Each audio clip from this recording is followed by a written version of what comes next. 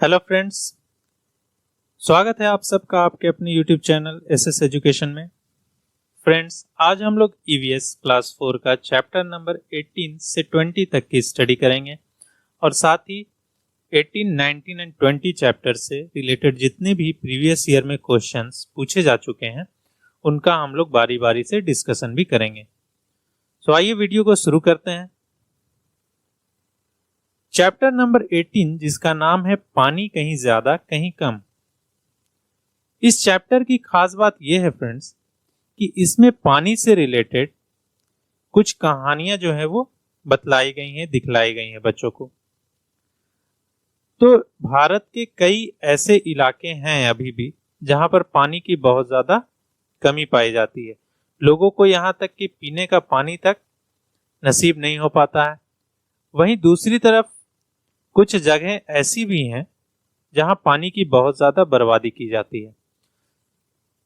तो इस चैप्टर में फ्रेंड्स पानी से रिलेटेड, हमारे डेली लाइफ से रिलेटेड कुछ इंपॉर्टेंट बातें जो है वो बताई गई हैं कहानियों के माध्यम से। तो बारी बारी से आइए उन कहानियों का हम लोग अध्ययन करते हैं और देखते हैं कौन सी कहानी हमें क्या सीख देती है। हमारा जो फर्स्ट कहानी इस चैप्टर में दिया गया है जिसका नाम है प्यास कैसे बुझाएं। ठीक है, अब लोगों को प्यास लगती है तो सबसे पहले वो पानी पीना चाहता है। अगर लोगों को बहुत ज्यादा प्यास लगी है और आप उसे कोल्ड ड्रिंक ऑफर करें तो सोच सकते हैं वो कैसा रिएक्ट करेगा, क्योंकि पानी की जगह कोई भी दूसरा ड्रिंक जो है वो नहीं ले सकता है। तो इसी तरह की घटना घटती है आंध्र प्रदेश के नल्लामड़ा गांव। ठीक है, यहां पर होता क्या है कि इस गांव में जितने भी जल स्रोत हैं वो दूषित हो जाते हैं और जो भी मेहमान इस गांव में उस समय आते हैं तो घर के लोग क्या करते हैं कि उन्हें पानी की जगह कोल्ड ड्रिंक ऑफर करते हैं, क्योंकि उस गांव का जो भी पानी का स्रोत था वो दूषित हो चुका होता है। अब दूषित पानी कैसे किसी को ऑफर किया जाए, इससे तो घर के लोग भी बीमार होंगे और जो मेहमान आते हैं वो भी बीमार होंगे। तो इस कहानी में यह दिखलाया गया है कि पानी हमारे लिए कितना इंपॉर्टेंट है। आइए हम लोग अब सेकंड स्टोरी की तरफ बढ़ते हैं। इस स्टोरी का नाम है पानी का खेल। बहुत सारी ऐसी जगह हैं फ्रेंड्स जहां पर पानी की बहुत ज्यादा कमी है। वहीं दूसरी तरफ कुछ जगह ऐसी भी हैं जहां पर सिर्फ मनोरंजन के नाम पर पानी की बर्बादी की जाती है। ऐसी ही एक कहानी महाराष्ट्र के बाजार गांव से ली गई है जिसमें दिखलाया गया है कि एक ओर जहां लोग पीने के पानी के लिए तरसते हैं, वहीं दूसरी ओर वाटर पार्क जैसी जगहों पर सिर्फ लोगों के खेलने के लिए काफी ज्यादा पानी की बर्बादी की जाती है। फ्रेंड्स, हम लोग आजकल अपने शहरों में भी देख रहे हैं कि वाटर पार्क का जो चलन है वो बहुत ज्यादा हो गया है। ठीक है, कई शहरों में वाटर पार्क बनाए जा रहे हैं जहां पर लोग वहां अपने मनोरंजन के लिए जाते हैं। ठीक है, वहीं हमारे शहरों में ही जहां एक और वाटर पार्क बनाए जा रहे हैं, वहीं कई सारे ऐसे इलाके हैं जहां पर पानी की बहुत ज्यादा कमी है। तो इस चीज को इस कहानी में दिखलाया गया है कि हमें पानी की बर्बादी नहीं करनी चाहिए। आगे बढ़ते हैं। चैप्टर नंबर 3 हमारा जो है जिसका नाम है क्या इसे पी सकते हैं। ये कहानी भी मुंबई से ली गई है। इलाके का नाम है कफ परेड। ठीक है, इस कहानी में क्या दिखलाया गया है फ्रेंड्स, इस कहानी में यह दिखलाया गया है कि जब हम दूषित पानी को पीते हैं तो उससे कई सारी बीमारियां हमें हो सकती हैं, जैसे कि यहाँ पर दस्त नामक बीमारी की जिक्र की गई है यहाँ पर। ठीक है, तो जब किसी को दस्त हो जाता है तो उसके शरीर में पानी की कमी होने लगती है। तो उसे दूर करने के लिए हमें क्या करना चाहिए, हमें पानी को, अगर हमारे यहाँ पानी की जो सप्लाई है वो दूषित पानी आ रही है तो हमें पानी को सबसे पहले उबाल कर और उसे ठंडा करके ही पीना चाहिए। दूषित पानी को हमें नहीं पीना चाहिए। दूसरा उपाय हम क्या कर सकते हैं कि पानी में नमक और चीनी का घोल बनाकर पीने से भी दस्त से हमें राहत मिलती है और हमारे शरीर में जो पानी की कमी हो जाती है उसे काफी हद तक इससे दूर किया जा सकता है। यानी कि ये कहानी हमें बताती है कि दूषित पानी हमें नहीं पीना चाहिए, और अगर आपके यहाँ दूषित पानी सप्लाई हो रही है किसी भी कारण से, तो हमें पानी को सबसे पहले उबालकर और उसे ठंडा करके ही पीना चाहिए। सो फ्रेंड्स, यहाँ पर हमें इस चीज को याद रखना है कि दस्त जैसी बीमारी में हमें जो पानी में जो हम पानी का जो घोल बनाएंगे उसमें कौन कौन सी चीजें का इस्तेमाल करेंगे, नमक और चीनी का। ठीक है, नमक और चीनी के घोल का इस्तेमाल हम लोग दस्त जैसी बीमारी में करते हैं। स्टोरी नंबर 4 क्या कहता है, बच्चों ने उठाया पहला कदम। ये कहानी कर्नाटक राज्य के होलगुंडी नामक गांव की है। इस गांव में क्या होता है कि जो पानी का स्रोत होता है उसमें कमी हो जाती है। ठीक है, यानी इस गांव में पानी की कमी हो जाती है। होता क्या है फ्रेंड्स कि इस गांव में पहाड़ी पर ऊपर में एक पानी की बड़ी सी टंकी होती है। ठीक है, लेकिन काफी समय बीत जाने के बाद यानी कि टंकी जो पुरानी हो जाती है उसमें दरारें आ जाती हैं, जिससे कि बारिश का पानी उसमें जमा नहीं हो पाता है। सेकंड चीज वहां क्या होती है कि जो आसपास पेड़ पौधे थे वो भी धीरे धीरे नष्ट हो जाते हैं, यानी कि उनका रख रखाव नहीं होने के कारण वो सारी चीजें धीरे धीरे कम होने लगती हैं, जिससे कि गांव में बारिश भी बहुत ही कम होता है। तो ऐसे में पानी की समस्या उत्पन्न हो जाती है फ्रेंड्स।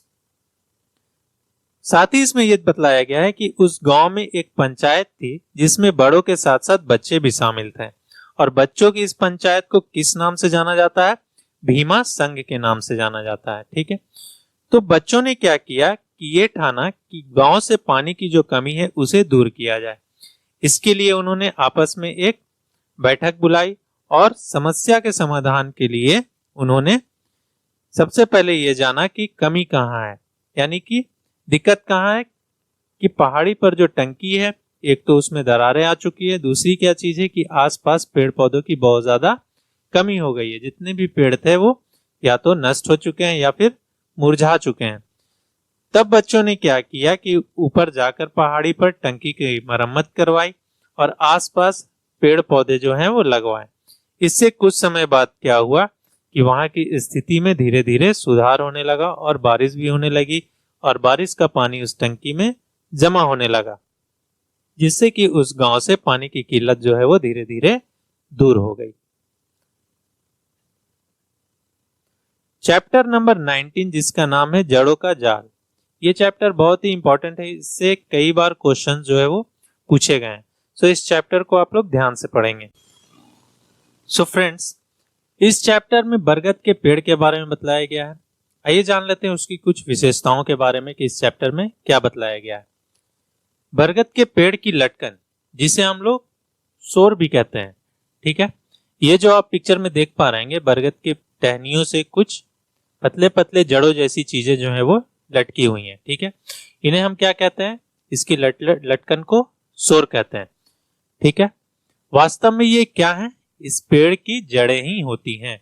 ठीक है, ये जड़ें टहनियों से निकलती हैं। कहां से निकलती हैं ये जड़ें, इसकी टहनियों से निकलती हैं और बढ़ते बढ़ते जमीन के अंदर चली जाती हैं, यानी कि इसकी जो जड़ें हैं वो टहनियों से होते हुए धीरे धीरे ये जो है जमीन के अंदर जाकर के समा जाती हैं। ऐसा क्यों होता है फ्रेंड्स कि ये अपने टहनियों से जड़ों को नीचे की तरफ निकालती हैं? ऐसा इसलिए ताकि ये जड़ें पेड़ को मजबूत खंभे की तरह सहारा दे सके। ठीक है, इनका काम क्या होता है, पेड़ों को सहारा देना। लेकिन ऐसा नहीं है कि सिर्फ टहनियों से ही इसकी जड़ें निकलती हैं, बाकी के पेड़ों की तरह ही इसकी जड़ें जो है वो जमीन के अंदर भी पाई जाती हैं। ठीक है, तो बरगद के पेड़ की खासियत क्या है कि ये अपनी टहनियों से जड़ें जो है वो निकालती हैं, जिससे कि इसे सपोर्ट मिल सके। आइए आगे बढ़ते हैं। नेक्स्ट जो पेड़ जिसकी बात की गई है उसका नाम है रेगिस्तानी ओक। ठीक है, इस पेड़ से रिलेटेड क्वेश्चंस कई बार पूछे गए फ्रेंड्स, इसलिए इसकी खासियत को ध्यान से हम लोग सुनेंगे और इसे याद रखेंगे। क्या बतलाया गया है इस पेड़ के बारे में? सबसे पहली बात, ये ऑस्ट्रेलिया में पाया जाने वाला एक पेड़ है। ठीक है, ये पेड़ कहाँ पाया जाता है? ऑस्ट्रेलिया में। और इस पेड़ में पत्तियां जो है वो बहुत ही कम होती हैं। वहीं अगर इसकी ऊंचाई की बात करें तो हमारे जो क्लासेस होती हैं उसकी जो कमरे हैं यानी कमरे की ऊंचाई उसी के लगभग उसी के बराबर इसकी ऊंचाई भी होती हैं। ठीक है, और कुछ बातें अगर हम इसकी जाने तो इसकी जो जड़ें हैं वो जमीन के बहुत ही गहराई तक जाती है। ठीक है, यानी कि जड़ों की लंबाई पेड़ की ऊंचाई से 30 गुना तक होती है। ठीक है, ये इतनी गहराई तक चली जाती हैं जब तक कि उसे जमीन के अंदर पानी ना मिल जाए, और इस वजह से इसकी जड़ें पेड़ की ऊंचाई से लगभग 30 गुना तक ज्यादा होती हैं। ठीक है, ये जैसा कि मैंने बताया कि ये इतनी गहराई तक जमीन के नीचे जाती हैं जब तक कि उसे पानी ना मिल जाए, और रेगिस्तान में पानी की कमी पाई जाती है। इस वजह से ये पेड़ जो है पानी की तलाश में अपनी जड़ों को जमीन के नीचे फैलाता जाता है जब तक कि उसे पानी ना मिल जाए। इस पेड़ की सबसे बड़ी खासियत क्या है फ्रेंड्स, कि इसके स्टेम में यानी इसके तने में पानी जो है वो जमा होते रहता है। ठीक है, यानी कि ये पानी को अपने स्टेम में स्टोर करके रखती है। तो इस जगह पर जो लोग रहते हैं रेगिस्तानी इलाके में ऑस्ट्रेलिया में, उन लोगों को इस पेड़ की इस खासियत के बारे में पता होता था पहले। तो वो क्या करते थे कि जब भी उस जगह पर पानी की कमी हो जाती थी तो वो इस पेड़ के तने के अंदर यानी स्टेम के अंदर पतला पाइप डालकर और उससे पानी जो है वो निकाल लेते थे अपने इस्तेमाल करने के लिए। ठीक है, तो इस पॉइंट्स ये सारे पॉइंट्स को स्टेटमेंट के तौर पर आपसे पूछा जा सकता है क्वेश्चंस में, और ये फिर आस्क किया जाएगा, पूछा जाएगा कि कौन कौन से स्टेटमेंट इस रेगिस्तानी ओक से रिलेटेड जो है वो सही है। ठीक है, तो इन सारे पॉइंट्स को आप लोग याद रखेंगे। साथ ही हम इसे भी नोट कर लेंगे एक पॉइंट जो कहता है कि विश्व पर्यावरण दिवस जो है वो 5 जून को मनाया जाता है, यानी कि वर्ल्ड इन्वायरमेंट डे किस दिन मनाया जाता है फ्रेंड्स, 5 जून को मनाया जाता है। आगे बढ़ते हैं हमारे चैप्टर नंबर 20 की तरफ, जिसका नाम है मिलकर खाएं। इस चैप्टर में असम में मनाए जाने वाले एक त्योहार जिसका नाम बिहू है। ठीक है, बिहू त्योहार की चर्चा की गई है फ्रेंड्स। तो आइए इस त्योहार के इस फेस्टिवल के बारे में कुछ इंपॉर्टेंट बातें जो है वो हम लोग जान लेते हैं। बिहू का त्योहार जो है वो क्यों मनाया जाता है, क्योंकि बिहू का त्योहार चावल या धान की फसल कटने के बाद मनाया जाता है फ्रेंड्स। यानी कि वहां पर जो धान जो है वो पक जाता है और उसे जब काटा जाता है तो उसे सेलिब्रेट करने के लिए, उसकी खुशी मनाने के लिए बिहू का त्योहार वहां पर मनाया जाता है। अब हम लोग देख लेते हैं कि किस दिन जो है वो हर साल बिहू का त्योहार मनाया जाता है। तो बिहू का जो त्योहार है फ्रेंड्स वो असमिया कैलेंडर यानी असम के जो कैलेंडर है, लोकल कैलेंडर है, उसके अनुसार उसके 10वें महीने जिसे माघ माह भी कहा जाता है, यानी माघ का महीना जो होता है उसके प्रथम यानी फर्स्ट एवं सेकंड डे को वहां मनाया जाता है। और अगर हम इंग्लिश कैलेंडर के अनुसार बात करें तो जनवरी के 14 और 15 तारीख को, ठीक है, 14 एंड 15 जनवरी यानी 2 दिन जो है वो इसे सेलिब्रेट किया जाता है, 14 और 15 जनवरी को। तो मैंने जैसा कि बताया इसे 2 दिन सेलिब्रेट किया जाता है। तो जो फर्स्ट डे होता है यानी 14 जनवरी का जो दिन होता है उसे क्या कहा जाता है, उरुका कहा जाता है। ठीक है, और इस दिन वहां पर क्या होता है कि घास और बांस से, घास का इस्तेमाल करके और बांस का इस्तेमाल करके एक अस्थायी शेड यानी कि छप्पर बनाया जाता है, जिसे किस नाम से जाना जाता है, भेला घर के नाम से जानते हैं हम लोग इसे। ठीक है, और उसी दिन फिर गांव के जितने भी लोग होते हैं फ्रेंड्स वो वहां पर सामूहिक भोज का वहां पर आयोजन करते हैं, यानी कि गांव के सारे लोग एक साथ बैठकर भोजन पकाते हैं और उसका आनंद लेते हैं। इसके अलावा फ्रेंड्स यहाँ पर जो चावल जो है वो उगाया जाता है, ठीक है, उसे बोरा नाम से जानते हैं। ठीक है, बोरा क्या है, यहाँ की चावलों की एक किस्म है, एक प्रकार है, ठीक है, जो पकने के बाद चिपचिपे हो जाते हैं। ये बोरा चावल की खासियत है कि जब इसे हम पका लेते हैं तो ये चिपचिपे हो जाते हैं। अब देखिए चेवा चावल यानी कि वहां रात में जो भोज बनाया जाता है ठीक है, उसे बनाने की क्या प्रक्रिया है वो हम लोग जान लेते हैं। तो सबसे पहले क्या किया जाता है कि ताव, जिसे कढ़ाई भी कहते हैं हम लोग आमतौर पे, उसे आग पर रखकर उसमें पानी डाला जाता है और पानी को उबलने दिया जाता है। फिर चावल जो कि भिगो कर रखा जाता है उसे उसमें डाल दिया जाता है और फिर उस कढ़ाई को केले के पत्ते से हम लोग ढक देते हैं और कुछ देर बाद चावल बनकर तैयार हो जाता है और सारे लोग बैठकर फिर उसे बहुत ही आराम से खाते हैं। साथ ही बिहू का जो त्योहार है फ्रेंड्स, उस पे क्या होता है कि एक विशेष प्रकार के वस्त्र जो वहां की महिलाएं पहनती हैं, ठीक है। तो किस तरह के वस्त्र होते हैं फ्रेंड्स? पाट और मूगा की मेखला चादर पहनती हैं, ठीक है। इस चीज को याद रखेंगे कि बिहू के त्योहार के अवसर पर वहां की औरतें जो हैं वो पाट और मूगा की मेखला चादर पहनती हैं। जैसा कि पिक्चर में आप लोग देख पा रहे होंगे, जो यहाँ पर महिलाएं नृत्य कर रही हैं बिहू के त्योहार पर, ठीक इसी तरह का नृत्य जो है वो किया जाता है इस तरह के ट्रेडिशनल ड्रेस को पहनकर। फिर क्या होता है फ्रेंड्स कि अगली सुबह रात में क्या होता है कि ये लोग आपस में मिलते हैं और एक साथ सामूहिक भोज का आनंद लेते हैं। अगली सुबह जल्दी उठकर लोग क्या करते हैं कि मेजी और भेला घर को फिर जला दिया जाता है। भेला घर जैसा कि मैंने बताया कि घास और बांस से बनाया जाता है और साथ ही साथ सुबह में मेजी यानी लकड़ियों का ढेर होता है उसे जलाया जाता है। आइए अब हम लोग मिड डे मील की तरफ बढ़ते हैं जो कि इस चैप्टर में चर्चा की गई है, ठीक है। मिड डे मील क्या था फ्रेंड्स कि कुछ साल पहले हमारे देश की सबसे बड़ी अदालत यानी कि सुप्रीम कोर्ट ने एक बहुत बड़ा फैसला सुनाया। फैसला ये सुनाया कि प्रारंभिक कक्षा यानी कक्षा 1 से लेकर 8 तक के जो भी बच्चे स्कूल जाते हैं उन्हें पका हुआ और गर्म खाना मिलना ही चाहिए। यह सभी बच्चों का अधिकार है। देखिए बात क्या थी फ्रेंड्स ना कि हमारे भारत में जो था वो क्या था कि देश के बहुत सारे ऐसे बच्चे थे जिन्हें भर पेट खाना जो है वो नहीं मिल पाता था। इससे होता यह था कि स्कूल के जो बच्चे हैं वो बिना खाए ही स्कूल चले जाते थे और खाली पेट यानी कि भूखे पेट होने के कारण उन्हें पढ़ाई में मन भी नहीं लगता था और इस वजह से जब लंच का टाइम होता था तो वो क्या करते थे, स्कूल से घर वापस आ जाते थे और उसके बाद फिर स्कूल जाते ही नहीं थे। तो एक तो ये हो रहा था कि बच्चों की पढ़ाई डिस्टर्ब हो रही थी और दूसरी चीज ये थी कि बच्चे जो हैं वो कुपोषण का शिकार हो रहे थे, ठीक है। तो इस चीज को ध्यान में रखते हुए हमारे सुप्रीम कोर्ट ने ये फैसला सुनाया कि जितने भी गवर्नमेंट स्कूल हैं वहां पर मिड डे मील योजना की शुरुआत की जाए, ठीक है।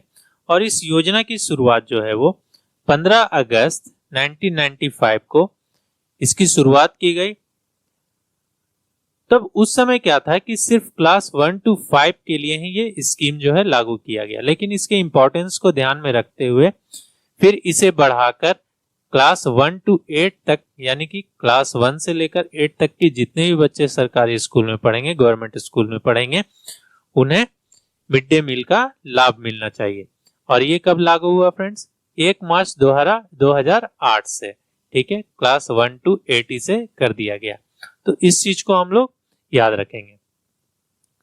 तो अभी हम लोगों ने चैप्टर नंबर 18 से लेकर 20 तक के सारे इंपॉर्टेंट पॉइंट्स का यहाँ पर डिस्कशन किया।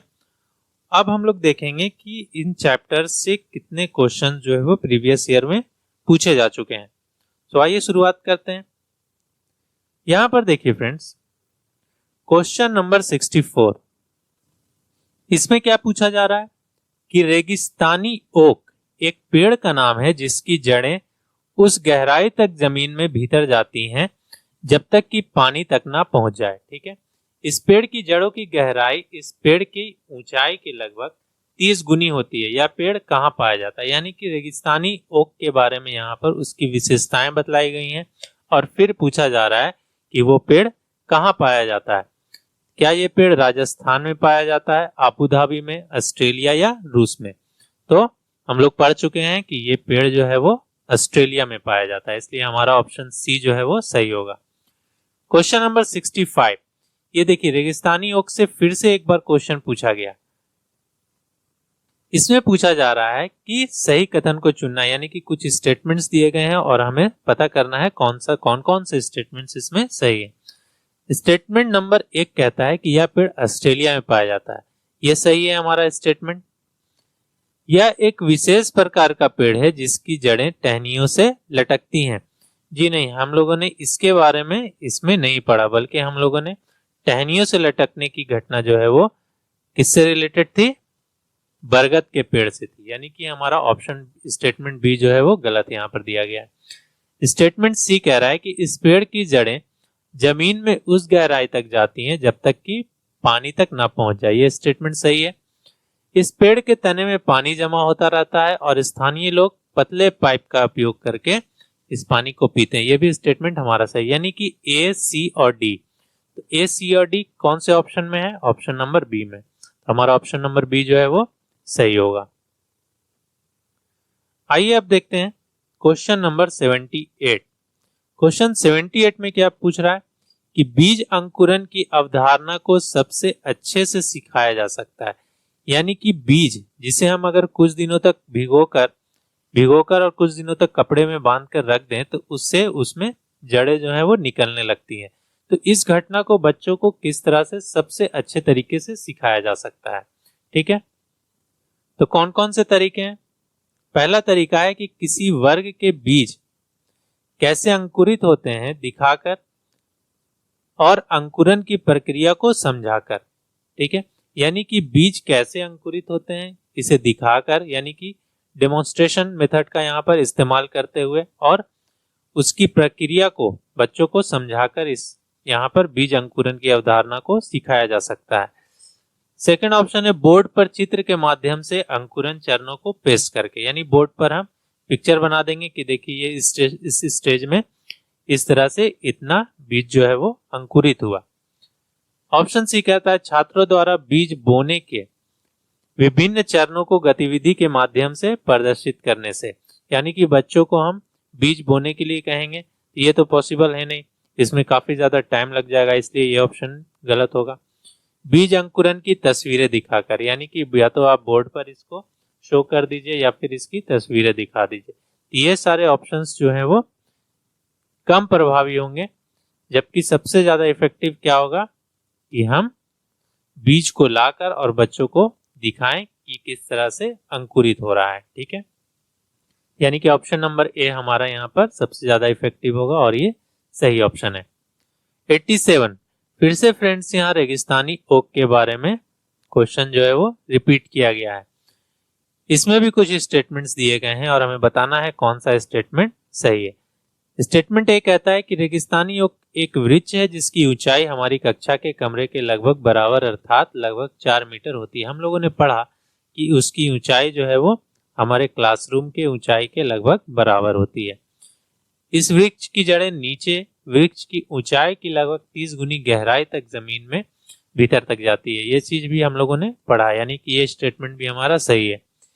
इस वृक्ष के तने में पानी एकत्रित होता है, ये भी सही है।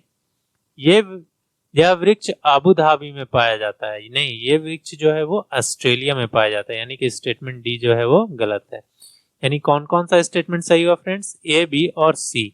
ठीक है, अब देखिए यहाँ ऑप्शन नंबर सी में क्या हो चुका है कि इसे रिवर्स करके यहाँ पर स्टेटमेंट्स को शो किया गया है, ताकि इससे जो कैंडिडेट्स हैं वो कंफ्यूज हो जाएं और ये सोचे कि ये ऑप्शन तो है ही नहीं और गलत ऑप्शन को यहाँ पर टिक करके चले आए। इसलिए ध्यान रखिएगा, क्वेश्चंस को ध्यान से पढ़ना है और ऑप्शंस को भी। ठीक है, कई बार क्या होता है कि क्वेश्चंस जो है वो कंफ्यूजन जो है वो क्रिएट करते हैं, इसलिए अच्छे से क्वेश्चन को ध्यान से पढ़ के ही हमें आंसर देना चाहिए। क्वेश्चन नंबर 76 विद्यालय में मिड डे मील के समय के लिए कौन सा सबसे प्रासंगिक है, यानी सबसे रिलेटिव है।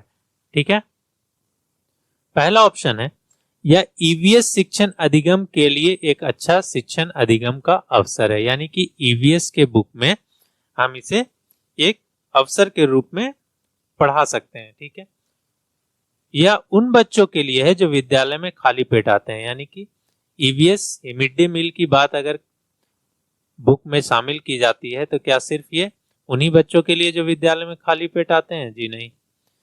यह शिक्षण अधिगम के बहुत ही मूल्यवान समय को बर्बाद करता है। बिल्कुल नहीं, बर्बाद क्यों करेगा भाई? ठीक है, शिक्षण अधिगम के साथ इसका कोई लेना देना, बिल्कुल लेना देना है। यानी कि ये तीनों ऑप्शंस जो है वो गलत हैं और सही ऑप्शन क्या है? हमारा ए ऑप्शन है। ठीक है, क्वेश्चन नंबर 61, हम सभी पुराने कुओं को देखते हैं जो अब सूख गए हैं। हमारे बड़े यह कहते हैं कि अब से लगभग 25 से 30 साल पहले इन कुओं में काफी पानी था, परंतु अब ये पूरी तरह सूख गए हैं। निम्नलिखित में से कुओं के सूखने की संभावित सही कारणों को चुनिए। यानी कि कौन कौन से ऐसे कारण हो सकते हैं जिसकी वजह से कुएं जो है वो सूख रहे हैं। पहला कारण यह बतलाया गया है कि जिन झीलों या तालाबों में वर्षा का पानी इकट्ठा होता था अब वहां नहीं है। ये एक कारण हो सकता है जिसकी वजह से कुएं जो है वो सूख गए हों। बी नंबर कह रहा है कि पेड़ों, कुओं और आसपास के क्षेत्रों की जमीन अब कोलतार या सीमेंट से ढक दी गई है। ठीक है, ये भी एक कारण हो सकता है जिसकी वजह से कुएं जो है वो सूख गए। कुओं का कोई उपयोग नहीं करता क्योंकि हर घर में टोटियां लगी हैं। अगर हर घर में नल लग जाता है तो इससे कुएं सूख जाएं, ये कोई रिलेटिव बात है नहीं। यानी कि ये हमारा ऑप्शन जो है वो सही है। ठीक है, क्योंकि घर में नल लग जाने से कुओं पर इसका कोई इफेक्ट नहीं होगा। भूमिगत पानी को खींचने के लिए कई विद्युत मोटर जो है वो चलित पंप लग गए हैं। दैट मीन्स फ्रेंड्स कि